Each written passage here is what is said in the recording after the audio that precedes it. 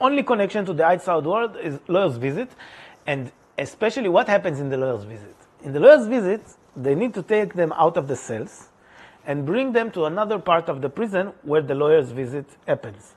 This is a room, and the lawyer is on one side of the window, and the prisoner on the other side of the window, and we speak on the phone.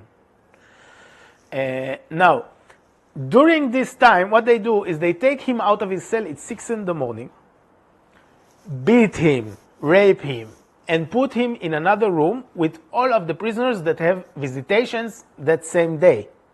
They put them there, they handcuff them on the hands and feet, and blindfold them. And they leave them there in stress positions on their knees for the entire day, from 6 in the morning until 4 o'clock in the afternoon. I see him for 30 minutes, about 12 o'clock, 1 o'clock I see him, but the rest of the time he's on his knees in this room. When I see him, they move his handcuffs from the back to the front, so he can hold the phone to talk to me. And they take off his blindfold. I see them when they take off the blindfold. So the rest of the time, except for these 30 minutes with me, is with a blindfold.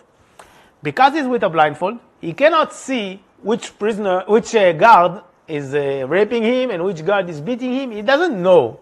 He doesn't know anything. He just been walked around, beaten and raped, and doesn't know who did it. Now the judge, I filed a petition about this. The judge made a decision saying she will not discuss the torture and the rape, the beatings and the rape. She will not discuss it. If the prisoner wants, he can file a complaint to the police. In order to file a complaint to the police, you need to know which guard did something. There is no way of knowing which guard does anything. Anyway, I did file a complaint, but the police didn't even answer me. They don't care. In order to investigate this, you need to send the police officers from the unit that investigates prison guards. It's a special unit in the police.